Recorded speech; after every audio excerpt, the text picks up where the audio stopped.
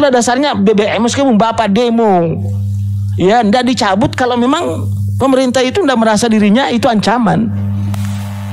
Ya karena itu kalau Anda mau demo pastikan bahwa kekuasaan itu jatuh.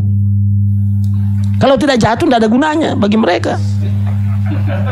Iya ini teori ya. Teori ya. Pembahasan teoritisnya seperti itu. Ya kan ada yang mengatakan, wah itu kan teori Pak. Ya praktekkan aja kalau tidak percaya. Pasti jatuh itu. Kalau Anda berkemah tapi kalau Anda cuma datang di sana menakut-nakuti, dan dia mengatakan saya tidak takut kok. Kalau liberalisme tadi, kancil-kancil yang cacat, yang sudah tua sakit-sakitan yang harus mati, kan Anda beban. Ya karena itu subsidi itu, bansos itu beban memang. Beban, karena itu dia harus cabut. Biar mati sekalian. Biar Anda mati enggak apa-apa tuh. Ya memang begitu kok. Ini liberalisme ya.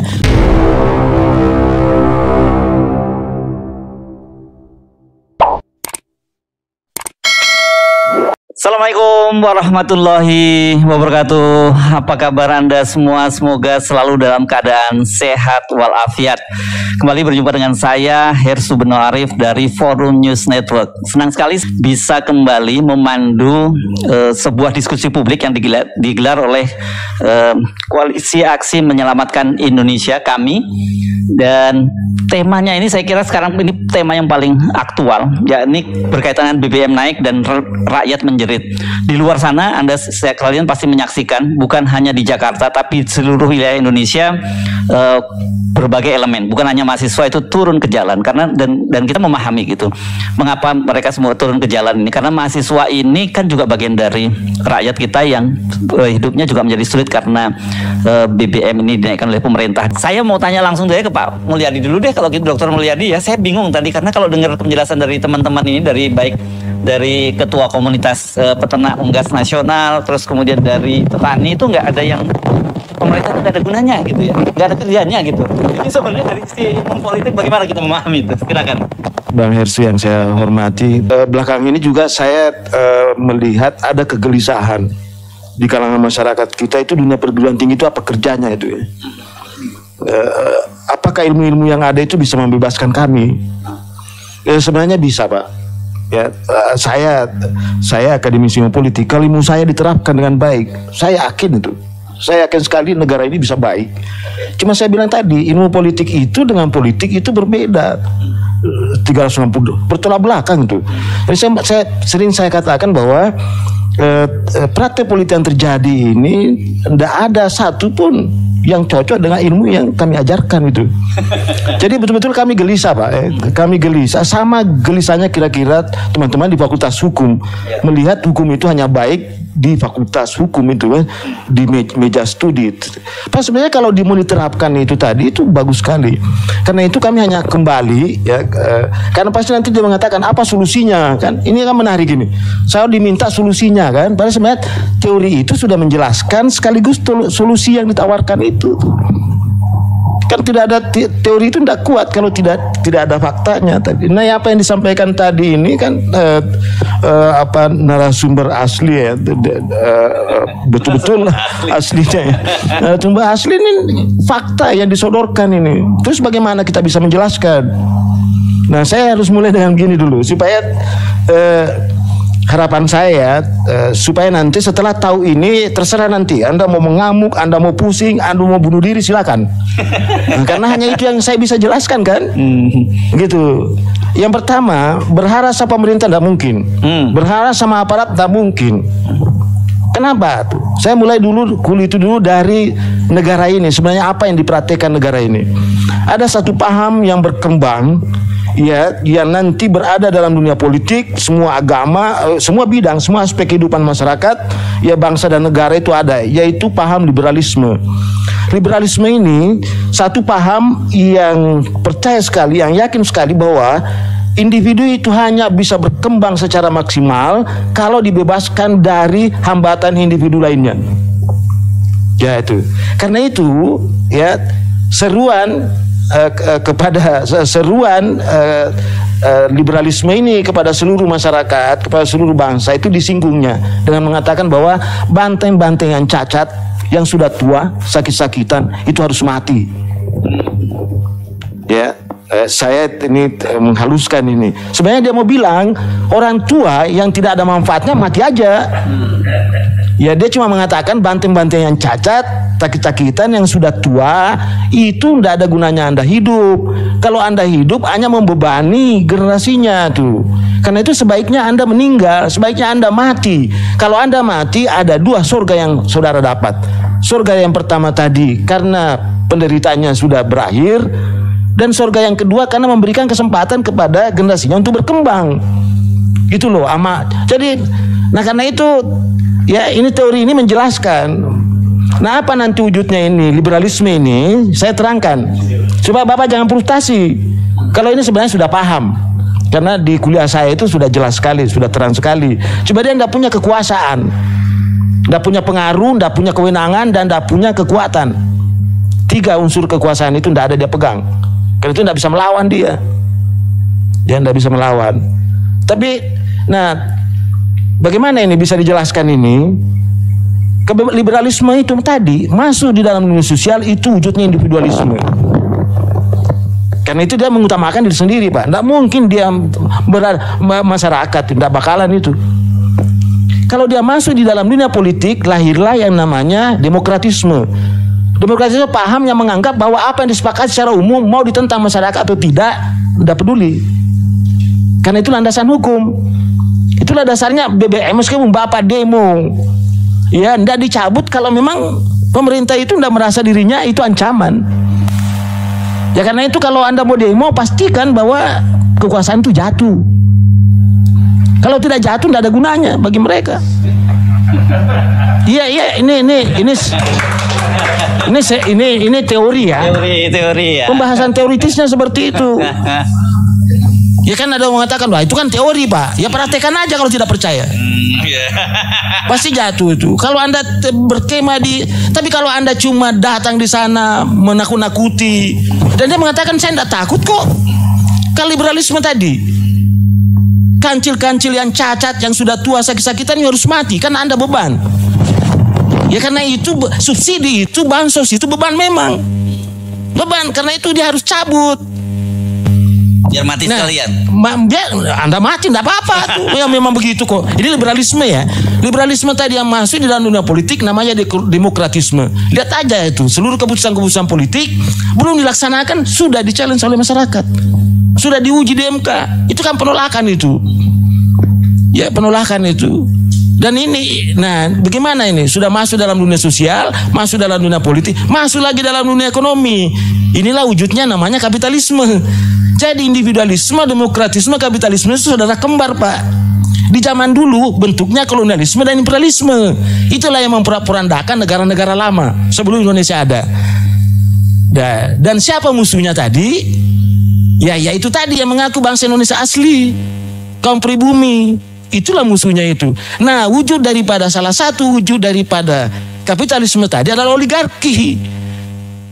Karena itu Pak, memang teorinya agak beda ini ya.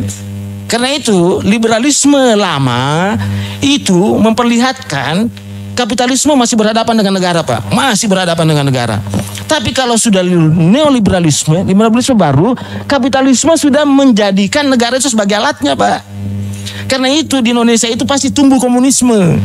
Karena lawan tandingnya komunisme itu adalah kapitalisme. Nah ini menjelaskan di sini. Jadi kalau ada mengatakan tidak ada komunisme di Indonesia, bohong itu. Karena musuh abadinya itu kapitalisme adalah komunisme. Kapitalisme itu akumulasi. Dan sementara ini distribusi. Nah karena itu tadi rencana komunisme adalah mengambil negara dan mengubahnya negara komunis. Kalau tadi dia sudah mengambil negara menjadi alatnya tadi. Nah karena itu ya komunisme dan kapitalisme tumbuh subur, dua-duanya ada. Karena itu menjadi sasaran itu kaum pribumi Indonesia asli, bangsa Indonesia asli, dan tentu Islam mayoritas. Itu yang dijadikan alat untuk saling menyerang keduanya. Karena itu kedua kelompok ini berpecah. Nah itu juga indikator ketika ada kapitalisme sangat kuat di negara itu atau neolib ya, dan komunisme ada, pasti pembelahan sosialnya sangat tinggi. Percaya saja. Ya, silakan aja meneliti. Itu teori standar itu. Ya, artinya itu disintegrasi itu sangat tinggi itu. Ya, disintegrasi politik, ya tentu ancaman terhadap stabilitas, dan sudah pasti tidak ada istilah tadi kan pertanyaannya, terus bagaimana dengan pemerintah? Tidak bisa. Ini apalagi situasinya kan menarik. Ya, kapitalisme ingin sistem kapitalisme, ya, barat sistem ekonominya kan sistem ekonomi liberal, ya kan. Sementara komunisme ingin sistem komando, ya kan. Sementara rakyat ingin berusaha sendiri, namanya sistem ekonomi kerakyatan ini. Ini ada 3 ini sistem ekonomi bertarung di Indonesia, ya kan. Nah, apa yang saya sarankan di sini, hentikan itu konglomerasi. Hentikan itu liberalisme, hentikan itu pasar bebas. Artinya kalau pasar bebas, bikin pasar itu tertutup. Karena itu jangan impor.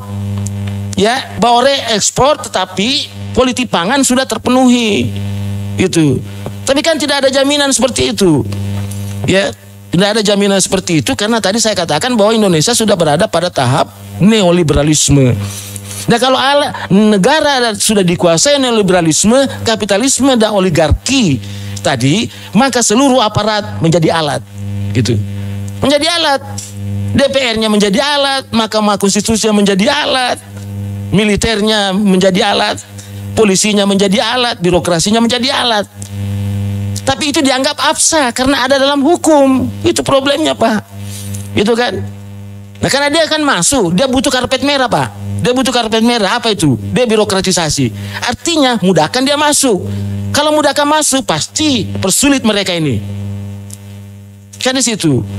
Yang kedua, ada regulasi, mudahkan dia secara hukum. Makanya pemerintah selalu berteriak, jangan ganggu investor itu. Kalau ada investor itu, saya hajar kau. Kan gitu itu. Padahal dia investor masuk, logikanya begitu. Kan ini yang jadi masalah nih. Ini yang menarik nih. Dikasih BBM, ya, BBM dikasih tinggi, tapi ingin dikasih subsidi. Nah, dalam liberalisme tadi, ya, BBM itu subsidi itu, BLT itu suap politik, suap supaya Anda jangan bergerak, Anda jangan memberontak, gitu. Tidak ada sejarahnya kapitalisme itu mau membebaskan Anda. Tadi kan sudah jelas saya katakan, liberalisme itu tadi ingin kalau kancil-kancil yang tua sakit-sakitan, ya, itu mati. Artinya orang miskin itu beban, karena itu perlu digusur itu. Kan gitu, ya. Terimalah nasibmu itu. Nah, Anda bisa berdaya kalau merubah sistem itu tadi, liberalisme tadi, sistem liberal, dan ambil alih sistem komando. Karena itu pernah saya katakan, bubarkan itu BUMN. Bubarkan itu BUMN, serahkan kepada rakyat itu tadi. Kan ada koperasi, rakyat itu ada konstitusi itu. Dia juga menjadi, ya, badan ekonomi sekaligus menjadi gerakan ekonomi. Karena itu melindungi dirinya. Ya. Nah, kalau sistem komando kan sistemnya komunis. Dia senang itu. Nah, coba lihat Bapak. Ya. BUMN kita bagaimana ceritanya mau untung, Pak? Ya, bagaimana ceritanya mau untung? Pertama, dikelola oleh institusi yang tugasnya pembangunan, pelayanan, dan pengaturan. Tidak mungkin dia, Pak. Di negara demokrasi lama yang namanya Athena, Pak, salah satu syarat untuk menjadi warga negara, ini konsep warga negara berasal dari sana. Karena memerintah itu kewajiban. Tapi tidak semua orang bisa memerintah kalau tidak memenuhi syarat. Ya kan? Karena memerintah itu beban, amanah, tanggung jawab, maka diwajibkan orang memerintah. Tapi ada satu kelompok tidak boleh diwajibkan pemerintah, yaitu pedagang, pengusaha. Tidak boleh Anda itu berdagang itu. Kenapa? Anda nanti tidak melayani masyarakat. Anda nanti tidak membangun. Anda nanti tidak melakukan pengaturan. Anda nanti urus diri sendiri. Itu demokrasi lama bicara begitu, Pak. Lantas bagaimana? Nah, di dalam liberalisme tadi, ya, pengusaha-pengusaha itu diajak masuk dalam dunia politik. Makanya Pak tidak percaya, ya, seperti sekarang ini yang jadi politisi pasti banyak dari pengusaha. Itu yang jadi oligarki politik karena didorong oleh temannya tadi, bandar politik tadi. Ya, bandar oligarki ekonomi yang sudah menguasai konglomerasi tadi, yang menguasai ekonomi itu menyediakan duit. Nah, lebih celaka lagi, muncul dukungan-dukungan yang baru muncul untuk mempertaruhkan dirinya. Itu tadi namanya oligarki sosial. Ya, muncullah orang-orang seperti saya tadi kan, menjual teorinya, menjual ininya. Jadi tidak ada dunia yang aman di Indonesia sekarang kecuali menjadi 3 itu. Pertama, kalau Bapak tidak bisa jadi badut politik, jadilah bandar politik. Kalau tidak bisa jadi bandar politik, jadilah bandit politik. Hanya itu tempat yang paling aman untuk sekarang. Selain 3 tempat itu, Bapak menderita terus. Itu kan dimanapun profesinya, dimanapun tempatnya tadi, ya kan? Nah karena itu saya bilang tadi, seperti sekarang ini, ya lah ada yang mengatakan, ada pakar mengatakan, nggak bisa Pak BUMN dihapus. Saya bilang nggak ada teorinya itu BUMN. Silakan bikin BUMN, tetapi dia betul mandiri, dia otonom, bisa ndak? Bisa ndak? Itu persyaratannya. Masalahnya sekarang ndak bisa. Karena pemerintah juga berada di situ, dia yang menunjuk, dia yang mengatur. Karena itu bubarkan aja BUMN. Dan lagian BUMN sudah terbukti Pak. Itu BUMN ya, coba. Kalau dia untung katanya badan usaha, tapi kalau dia rugi disuntik sama pemerintah. Kan unik ini. Gimana ceritanya itu? Kalau dia rugi terus disuntik terus kan. Tapi pada saat dia untung, tidak jelas keuntungannya, siapa yang untung, negara atau yang mengoperasikan itu. Nah ini, yang diambil lah seperti kasus ini, BUMN-nya diambil, ya, di situ tongkat, Bapak dipukul, masyarakat Indonesia dipukul, baru dikasih bansos tadi, itu kentang itu, ya, jadi stick and carrot tadi, ya, kentang dan tongkat ini itu yang dipakai untuk memukul, itu alatnya kapitalisme itu. Nah dalam kondisi sekarang muncullah gentayangan komunis mendorong tadi, sudah hajar itu. Nah, jadi terjadilah perang besar antara komunisme dan liberalisme di atas penderitaan kita ini. Itu sebenarnya Pak. Nah, yang satu sudah menguasai negara, yang satu ingin mengembalikan negara. Ya, teriakannya seperti tadi ini, itu teriakan yang paling disukai oleh komunisme. Teriakannya tadi, ya siapa suruh lo tidak mau bergabung dengan saya kan? Kalau saya pasti Anda kebagian semua. Ya kan? Nah, ya itu siapa suruh itu? Dia bilang gitu. Ya karena memang negara kapitalisme itu tadi, ya Anda bekerja hanya untuk hidup, gitu. Kalau tidak bekerja mati, itu tadi, gitu ya. Karena itu Bapak ya terkait dengan judul ini, saya ingin katakan bahwa ini hanya satu saja. Di luar di sana pasti banyak problem dan banyak masyarakat kita tidak mau berteriak. Dia sedang memahamkan dirinya bahwa apakah seperti itu nasib rakyat itu. Dan inilah sebenarnya penyakit dasar dari demokrasi, ya. Karena tadi berbahaya tadi Vox Populi, Vox Dei, suara rakyat, suara Tuhan. Tapi kalau demokrasinya itu dibajak oleh oligarki, kemudian pemerintahnya disandra, yang terjadi adalah suara rakyat, suara setan. Kalau suara rakyat, suara setan, maka yang memerintah setan. Produknya, undang-undangnya setan, maka kita semua kesetanan kan. Kalau kita tidak setan, itu dimusuhi itu tadi. Jadilah oposisi, pasti Anda dihabisi itu. Ya. Nah, 3 cara menghabisinya. Pertama, political assassination, perusakan reputasi, perusakan nama baik, itu tadi. Ya dikerjakan oleh buzzer lah, oleh apalah. Pokoknya Anda seperti Pak Antoni saya lihat ini, ya sudah rajin mengkritik itu, ya besok-besok tunggu itu. Dicari terus kelemahannya. Itu political assassination tadi. Nah, mungkin ada extrajudicial killing tadi. Tiba-tiba mobilnya meledak. Ya, tiba-tiba dia jalan habis ditabrak. Kan macam-macam itu tadi pembunuhan. Atau dia dihabisi dengan cara memang hukum gitu tadi yang harus menghabisi dia. Dan itu biasa dalam dunia politik. Itu sudah dijelaskan semua. Teori itu fungsinya teori itu menjelaskan, mengevaluasi, menggambarkan, meramalkan. Saya sudah ramalkan apa yang terjadi. Saya sudah sampaikan semua. Bahwa mau percaya atau tidak, itulah tugas saya dari kampus. Ya, bahwa Bapak tidak akan pernah berubah nasibnya. Kalau petani jadi petani miskin terus. Ya, kalau jadi dosen pasti Tapi Anda kalau mau hebat, ya tinggalkan tadi, pilih tadi 3 tempat tadi ini. Kalau tidak mendukung tadi oligarki politik, para badut tadi, orang yang ingin memerintah tapi tidak punya kemampuan, tidak punya kapasitas, tidak punya kapabilitas, tidak punya integritas menjadi penguasa, itu Anda tidak mau, ya Anda tidak kebagian, tidak mendukung itu. Atau Anda tidak punya kaki tangan bagian daripada pengusaha tadi, ya kan? Ya silakan. Atau yang ketiga seperti saya, ya Pak Antoni kan termasuk kategori intelektual. Kalau tidak mau jadi intelektual koin, telepon koin yang saya bilang nanti berdering bunyinya kan di telepon, lawan dulu itu, ya kan ada begitu kan di pesan itu, telepon malam ini itu, oh ya siap komandan, nanti saya ramaikan media, nanti saya mau komentar di televisi. Nggak laku itu Pak. Ya kalau seperti saya nggak laku. Kalau tidak ada kami kan saya nggak diundang bicara seperti ini, gitu kan. Kalau tidak ada media sosial nggak ada itu. Ngapain? Rugi kan? Merugikan gitu ya, karena membentuk opini publik. Terakhir saya katakan Pak, sebenarnya yang sangat berbahaya itulah dunia intelektual. Kami ini, bukan Bapak seperti ini yang untuk dalam pembunuhan. Karena kasus pertama ketika demokrasi Athena itu dihajar oleh Sparta tadi, pemerintahannya diganti dengan pemerintahan tiran, ya, oligarki 30 tiran, di mana salah satu muridnya di situ Sokrates, yaitu Kritias, itulah yang membunuh gurunya Pak. Ya, ini masih bagus ini. Karena dia petani menderita dan saya vokal kan, dia masih cocok. Tapi kalau dia penguasa Pak, ya dia pikir juga saya biar gurunya juga diracun itu Pak. Bahaya itu ya. Ya dia pikir. Ya untung jadi petani dan petani miskin. Sehingga dia selalu dia ingat saya kan. Oh benar kata Pak Mulyadi itu. Tetapi kalau dia kaya dan saya kritik dia, pasti dia berpikir itu kan. Karena kata Kritias, daripada habis waktu untuk membungkam mulutnya Sokrates, mengklarifikasi pembicaraannya, lebih baik kita bungkam segelas racun. Dan itu terbukti dalam pengadilan. Saya kira itu, Bang. Ya, jadi itu memang. Yang Pak Mulyadi jenis ilmuwan yang beda gitu ya. Dan saya sih percaya kalau beliau nggak disukai itu sih nggak usah diomongin, kita udah tahu juga gitu ya dari cara.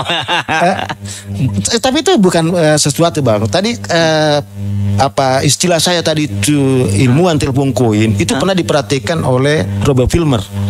Robert Filmer itu bukan hanya, kalau menurut bukunya siapa nih, seorang sejarawan yang hebat, tidak mengatakan itu lebih puluhan kali, 12 kali dijarah hartanya oleh parlemen, saking kayanya itu Pak, ilmuwan dari kampus itu Robert Filmer, filsuf.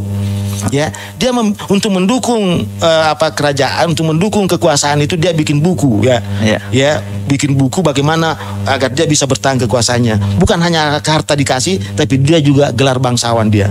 Coba bayangin Pak. Nah itu ada pilihan pada saya itu. Kalau saya mendukung kekuasaan dengan Pak Antoni, ya gampang kan. Tapi karena saya mau jadi Sokrates, ya yang racun murid saya nanti kan, kan gitu nanti itu. Memang risikonya itu berat. Saya kira itu Bang. Oke, terima kasih Dr. Mulyadi. Selalu menyenangkan mendengar Dr. Mulyadi bicara ya.